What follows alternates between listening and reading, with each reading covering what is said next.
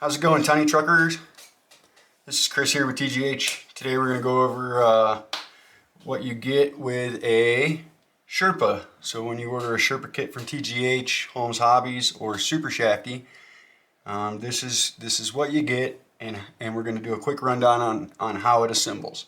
So the Sherpa is available in a few different materials. You can get the Sherpa kit in carbon fiber, which is what we have here. So carbon fiber 3mm chassis. You can get it in a sport model, which is aluminum, and you can get it in a special edition G10 model at the moment. Some other things you get, you can select your choice of transfer case overdrive ratios, so you can either select between 0 and 15%. The transfer case has an angled skid, or excuse me, an angle on the bottom of the transfer case, and that's to complement the angled skid. It helps keep the driveline angles proper. So there's that. We'll be assembling a 15% overdrive, and you can tell the difference. If you look closely, you can see that the front output bearing is closer to the input shaft than the rear output bearing. The other thing you'll get is you'll get an Avid container with all the necessary hardware to assemble the chassis and the mounts and components. A 67mm anodized spacer, maybe, or not. The TGH-HH Ford motor mount. It should come assembled. TGH panhard, and the TGH dual servo mount.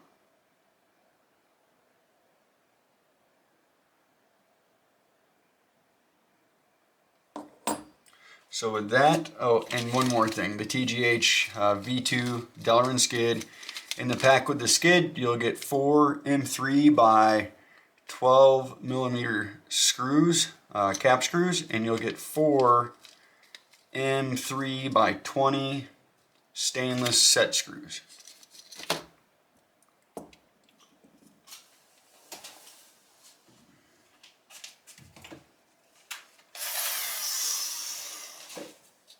The tools we'll need for this operation, I prefer a light or adjustable quick change hex driver. This particular unit's set on 4. That keeps me from over torquing anything. This particular model is a Bosch. We'll need a 1.5mm MIP driver with a 1/4 inch quick chuck.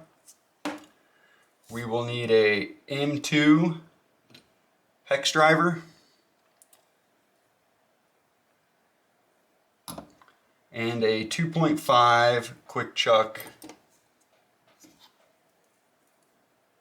M2.5 quick chuck hex wrench as well. So those are the 3 things that we'll need to assemble.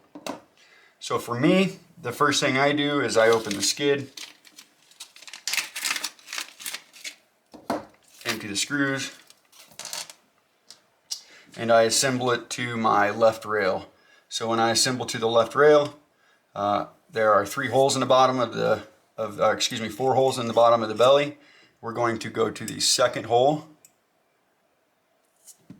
and we're going to match the second hole up with the front of the skid. You can tell the front of the skid 2 ways. There's 1 single hole in the front and 2 pairing holes in the rear, or the front of the skid is straight across relative or compared to the batwing style at the rear of the skid.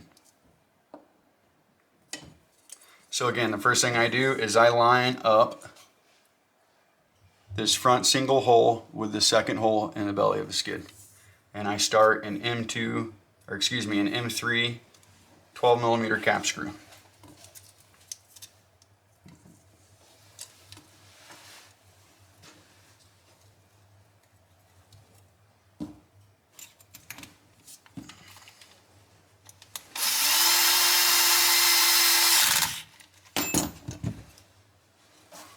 And once that's started, we can now start the rear one.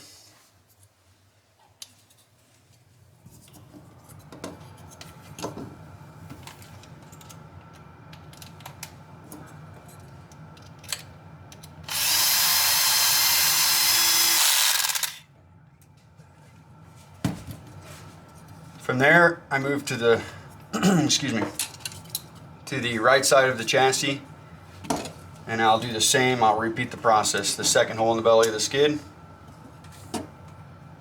get it started. Just to save time, I'll go ahead and start by hand my rear screw.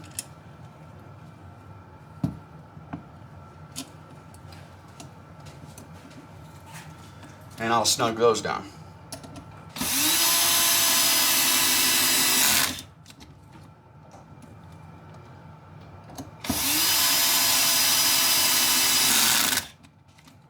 At this point, we've got our skid bolted to our chassis.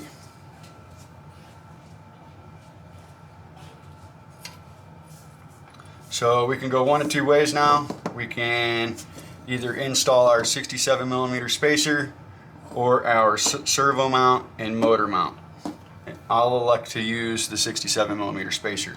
So to do that, I'll empty this kit of hardware and I'll separate it. So I have a 5x11 by 4mm bearing that's used to lock up the spur. I have a M4 washer that goes on top of that, and I have an M4 nylock nut that's for my motor mount spur gear assembly. Then I have two, you should be able to find two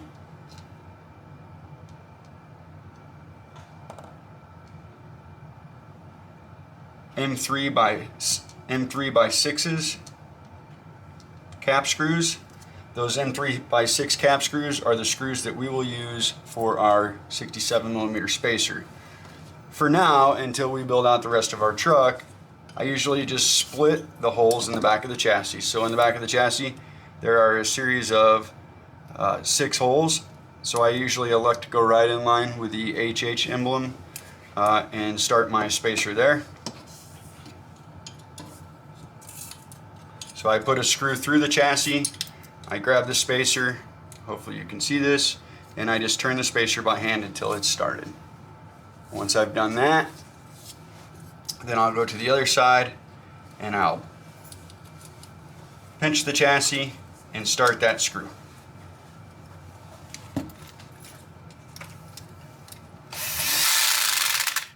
.67mm spacer is installed. So from there, we're going to loosely start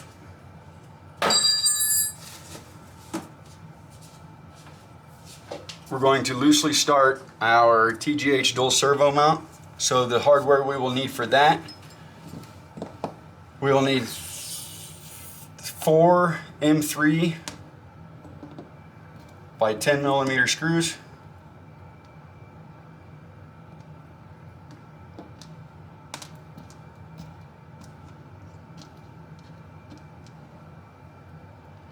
So here we have them. Now when we're mounting our servo mount, there is a series of 3 holes on the left side of the chassis that we're going to pay attention to. One here underneath the shock hoop, and then 2 more up here, and those 2 are what we will mount our panhard to. So we line up the back hole in our servo mount with this hole underneath the shock hoop, and we use one of our M3 by 10s, and we start that and leave it loose. While we're on this side of the chassis, we'll mount our panhard. To mount our panhard, it will sit like this. So we will use one more of those M3 by 10mm cap screws and start it in the dual servo mount. We can then take another M3 by 10 and mount it in the front of the servo mount.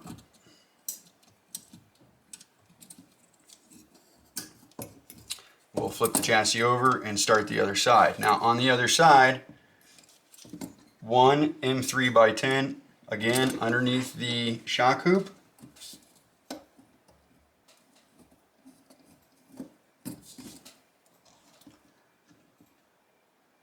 Then we will take an M3 by 8 millimeter screw and we will put it in the, not the very front of the 3 holes, but the middle hole is where our M3 by 8 goes.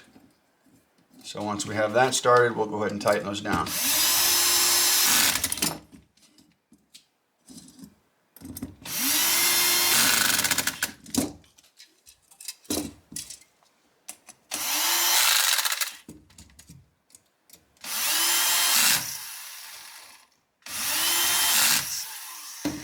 Now, one way you can tell you have the right screws in the right place is when you look at the servo mount, there should be no more than a 1/2 millimeter of screw sticking through the DSM where the panhard connects, and 2 millimeters of screw on the opposite side where the 8 millimeter screw went through.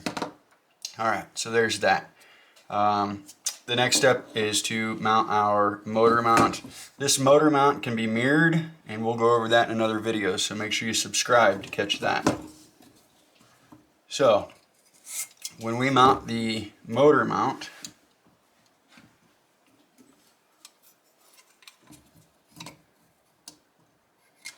we will line up with the first hole off center of the shock hoop to the rear, and then the lowest hole that is in the hoop itself, not in the outer sprocket. So these 2 holes, one here, hole number 2 here. And we will use 3 by 8 screws.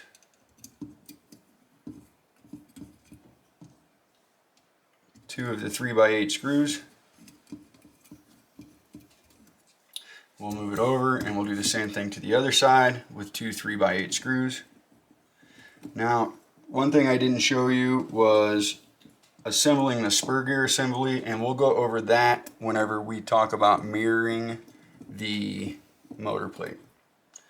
Why would we mirror the motor plate, you ask? Well, some axles have opposite offset. Some axles have a left side drop, is what I would call it. And if that's the case, we may need to move our motor mount to the other side, and we can do that by mirroring the mount.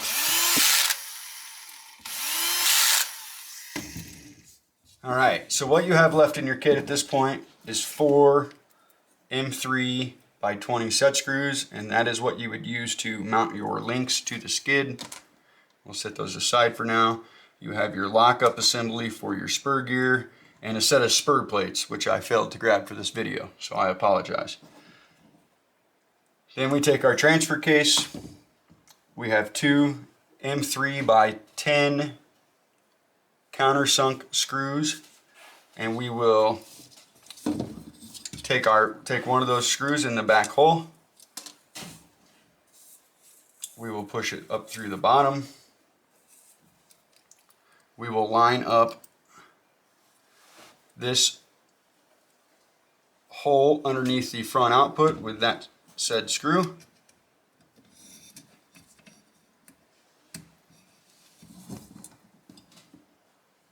Get it started. This is where we use our M2 driver.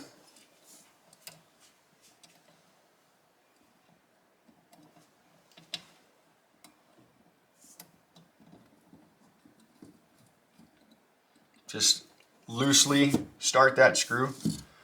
We will then flip this chassis over and we will line up the opposite or the front mounting hole. Make sure it lines up in our skid. So there we have it right there.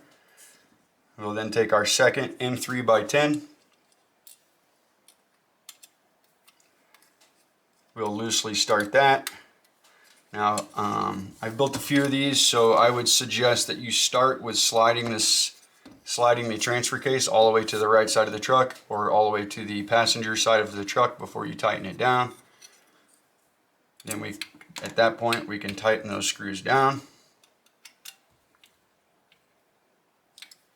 like such. And there you have it. There is the basic assembly of the TGH Holmes Hobby Sherpa Expert Kit. If you have any questions or comments, be sure to drop them below in the comment section and we'll get to them as soon as we can. Thanks for watching. Make sure to subscribe, hit the notification bell so you can see all of our upcoming video.